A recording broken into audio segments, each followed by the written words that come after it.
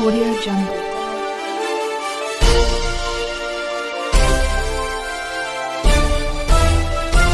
Audio Jungle. हो गई है, इसलिए हमने आपको रुपया दिया था, इसलिए आपके सब लोगों को क्षमा मांगता हूं।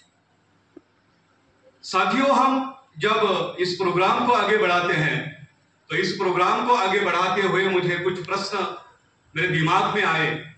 मेरे भारत के निवासियों के कुछ प्रश्न दिमाग में आ गए हैं, इसीलिए हमने ये प्रोग्राम तय किया। हम भारत के लोग कौन हैं, इस प्रश्न का उत्तर भी हमें मिलना चाहिए। भारत का इतिहास जानना जरूरी है। भारत में जो जन्मे हुए महापुरुष है, भारत का जन्म कैसा हुआ, भारत का नाम ये भारत क्यों पड़ा, किस लिए पड़ा, इस बात की जानकारी भी हमें मिलनी जरूरी है। उसके बाद इस भारत देश में किस किस राष्ट्र ने आक्रमण किया, इस बात का ही हमें ज्ञान होना जरूरी है। सदियों साल पहले आर्य और अनार्य का झगड़ा है इस देश में, वो क्यों चल रहा है, इस बात का भी हमें गौर से देखना पड़ेगा।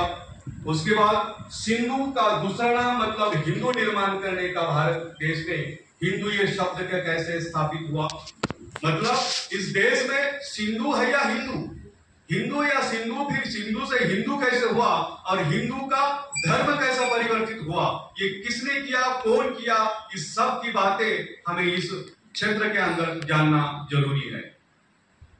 सच में इस भारत देश में हिंदू धर्म का नाम कुछ है, इस बात का भी हमें गौर से लेना पड़ेगा। इस सभी बातों को लेकर हम इस प्रोग्राम को लेकर आए हैं। तो ये प्रोग्राम शुरू होने से पहले हमारे बहुजन सैनिक न्यूज चैनल के माध्यम से जो पहला प्रोग्राम चालू किया था हमने, वो था भारत बहुजन सुरों का मसीहा। पहला प्रोग्राम हमने बहुजन सुरों का मसीहा ये प्रोग्राम चालू किया। ये प्रोग्राम इसीलिए चालू किया कि इस देश के अंदर जो हमारे बहुजन समाज के अंदर जो कलाकार है, इन कलाकारों का स्टेज मिलना जरूरी है, इसीलिए ये बहुजन सुरों का मसीहा इस प्रोग्राम को हमने चालू किया। उसके बाद बहुजनों की जन अदालत, ये भी हमने प्रोग्राम चालू किया।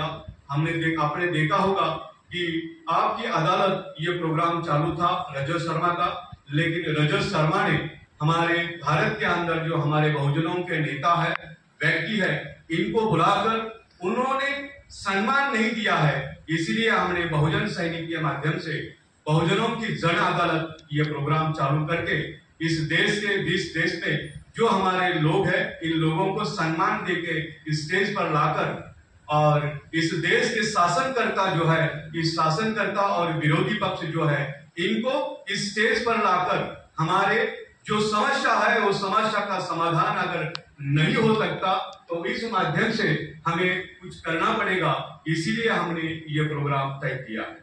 साथियों,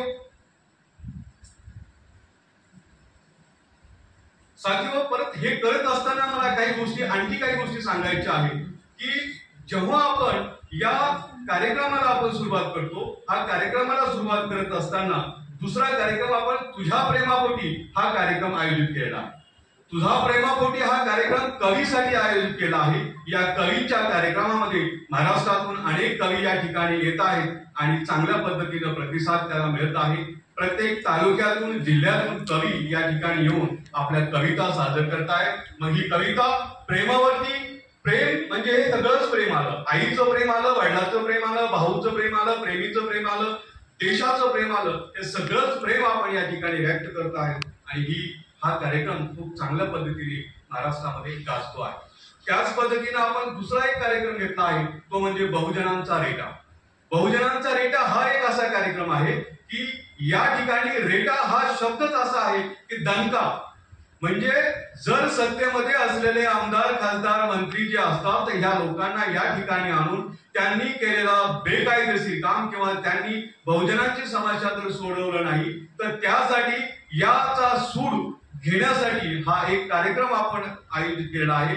अशा पद्धतीचे 5 कार्यक्रम आपण या ठिकाणी आयोजित केले आहेत। कार्यक्रमाला अगोदरच उशीर झालेला आहे आणि वक्ते वक्त्यांना जास्त वेळ द्यायचा आहे.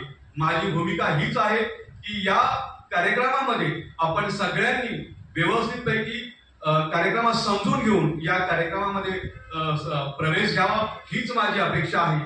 एवढंच मी माझ्या या प्रस्ताविकामध्ये बोलतो आणि इथेच थांबतो. जय हिंद.